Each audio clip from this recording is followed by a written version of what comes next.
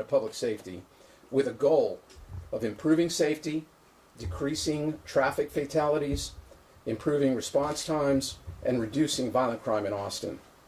I'm happy to report that in these first 2 weeks of the operation, this partnership has yielded meaningful impact.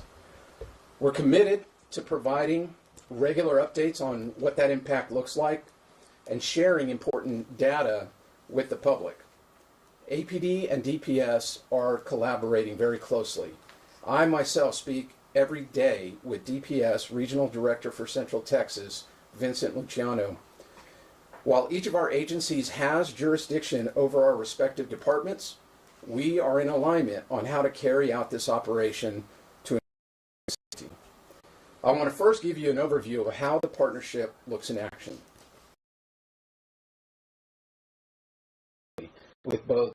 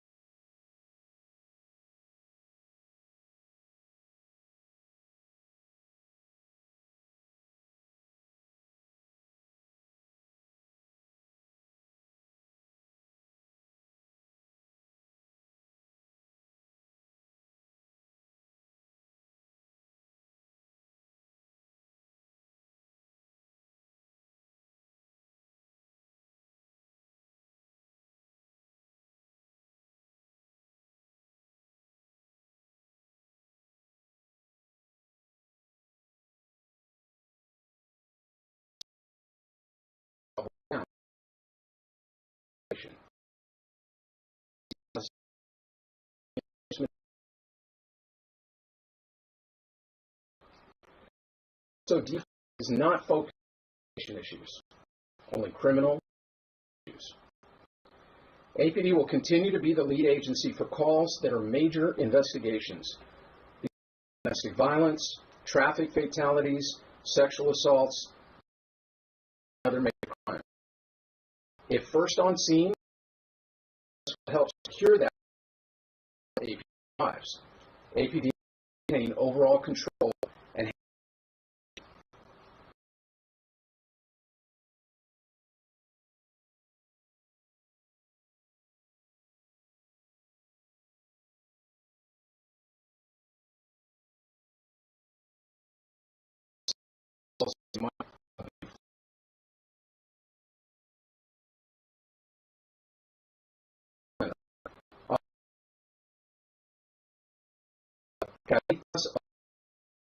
works.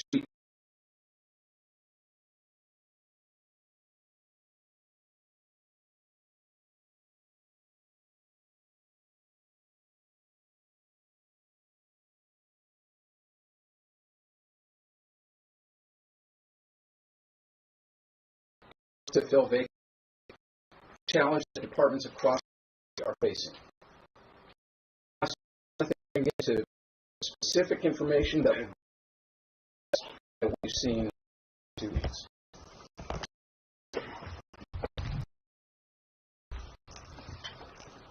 So my team and I are tracking a variety of things that are happening in the city. We're tracking the number of the response times that calls for service, and then the number of arrests that are made, primarily. So we're going to continue to evaluate what's happening under this partnership, that's impacting public safety, and we'll provide regular updates to the community as long as this operation is underway. So it is important to note that in the first week of the partnership, the number of violent crimes in the city is 5%. We have about 89 violent crimes per month. We went down per week, and so assault, that's assaults involving a weapon, murder, sexual assault, and robbery. In the areas where the DPS troopers were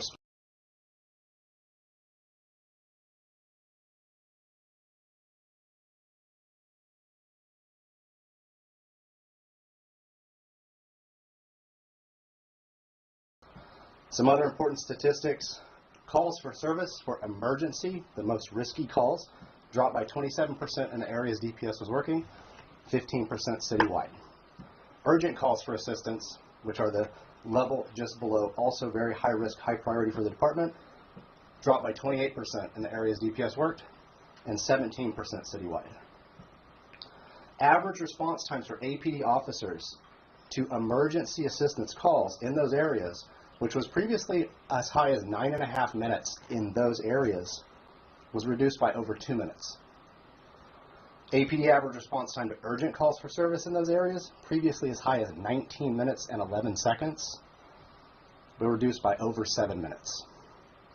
Citywide, the average response times for emergency calls went down by about 23 seconds, and urgent calls went down by about 52 seconds. So the gains that we're seeing in the areas that DPS is deployed are percolating out through the city.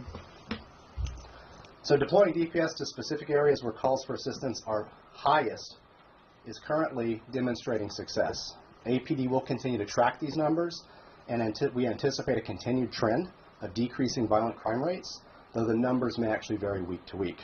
In total, in the joint operation, it's resulted in 728 total APD assists, 96 felony arrests, 63 misdemeanor arrests, 62 felony warrants served, 54 misdemeanor warrants served, 289 pounds of methamphetamine seized, 200 grams of cocaine seized, 40 grams of heroin, 9 pounds of marijuana, 25 handguns, 2 shotguns and rifles, 16 stolen vehicles recovered, 4,016 total traffic stops during that week, and 18 welfare checks, which were conducted by DPS. They likewise made 6 mental health referrals. So we'll provide this specific information in a press release, and as Chief Chacon said, we'll continue to report out.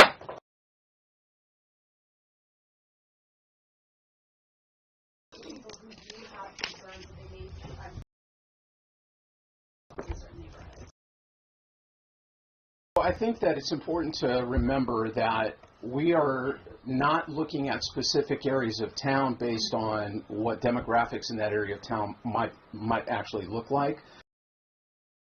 Call emergency, in, and we're letting the data kind of drive that. Over time,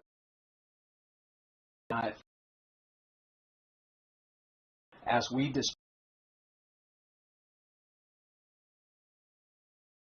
we're always going to let the data guide us. I also think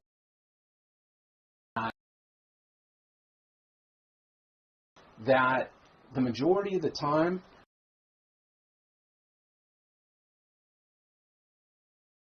does not know the race of the person that's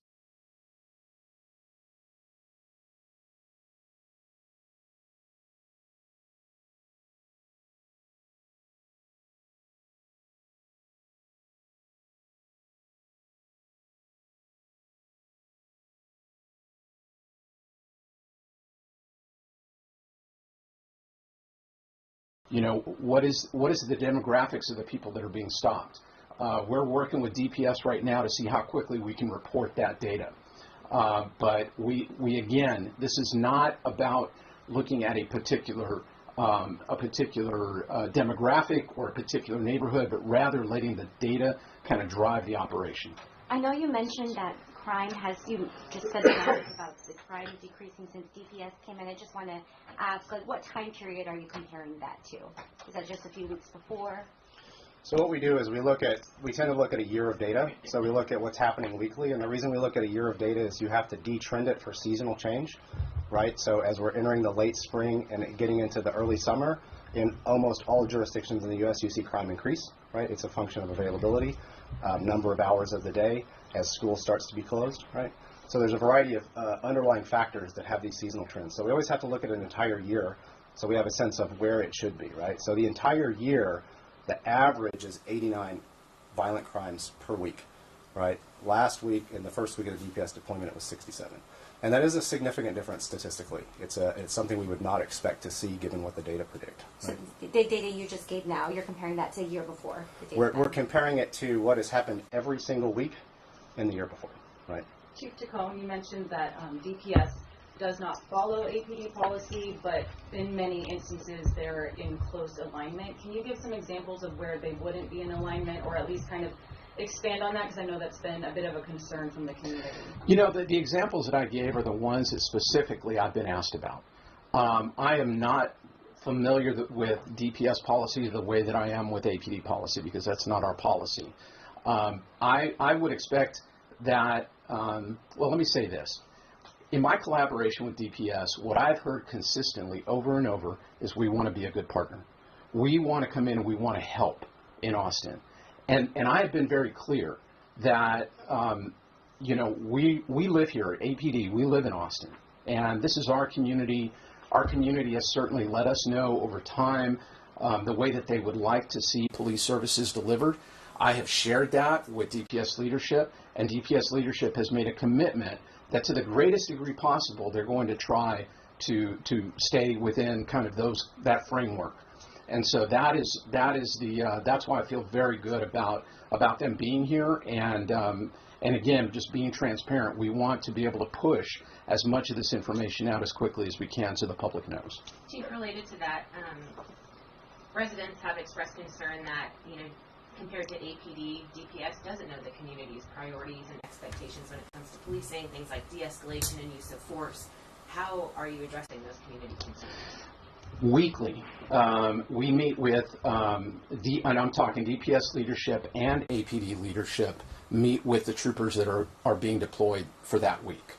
And I get up there typically with Colonel McCraw, and we each kind of set out what the expectations are that week.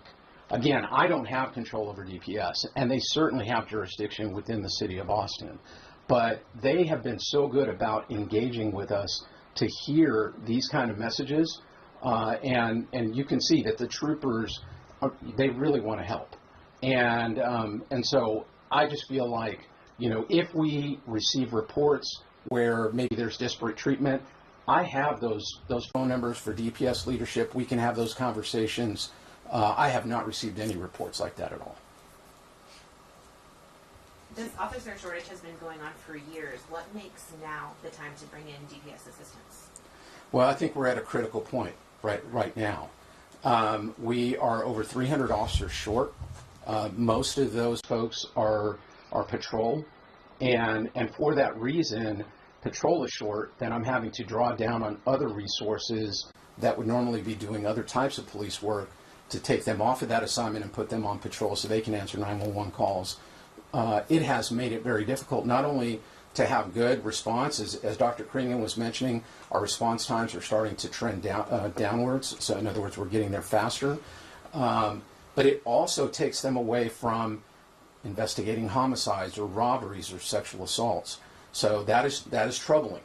Those folks need that investigation taken care of in a timely way, to be taken care of as complete an investigation as possible. And it's more difficult right now with them having to go out and do that. So we've got to get our academies filled. We've got to get the officers good officers back out there on the street to fill our vacancies, so those folks can be back to full-time doing their regular thing. Have you been able to pull any of those officers back to their full-time specialized unit quite yet? No, not yet.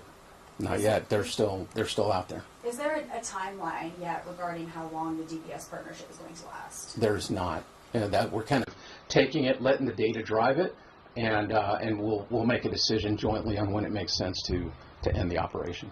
Chief, we've seen a lot of jugging cases recently. There was one yesterday at a Chick-fil-A, I think in North Austin. Can you maybe talk about, I doubt you can talk about that case, but just in general, how this partnership could help prevent maybe some of those violent juggings we've been seeing? Certainly. I think that, first of all, when it comes to juggings, it's really about education and making sure that people understand that this is happening so that they can be on the lookout and they can hopefully take measures that would make it as hard as possible for that crime to occur. But overall, I think that, like I certainly, as I'm driving around Austin, you see more of a law enforcement presence kind of everywhere you go. And when you have that greater visibility of law enforcement, it is a deterrent. This has been proven over time that people, if they think that there is a chance that they're going to get caught, may just go ahead and decide not to commit the crime. I think that's why, to some degree, we're seeing some of the downward trend in overall number of crimes, violent crimes particularly, that are being committed specifically in the areas that are being worked, but also citywide. We're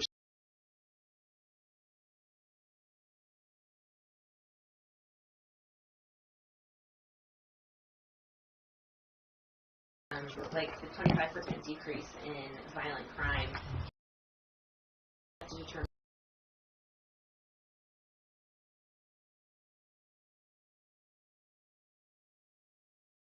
impact and the long-term impact, they won't necessarily be the same. Statistically, can we say that it was a reduction that we can't attribute to any other change? We can. Over time, as we have additional weeks of data, we'll be tracking it to try to best understand how strong the effect is. So it may be that the 25% reduction is sort of an initial effect. It could be higher or lower, and we have no way to tell.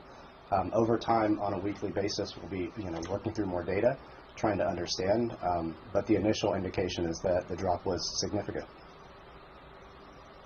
Thanks, everyone. Like we mentioned earlier, we'll have a press release coming out, and we'll send that out in the next little bit, let's say. But it's in the works for you. all right. Thank you all very much. Thank you. All right. I'll just send that. Yeah, it's okay. I'll start with you. Can I have the SD card when I get the chance I can edit this out. The other one is it's just a thought. I'll tell them to do. Yeah. Thank you.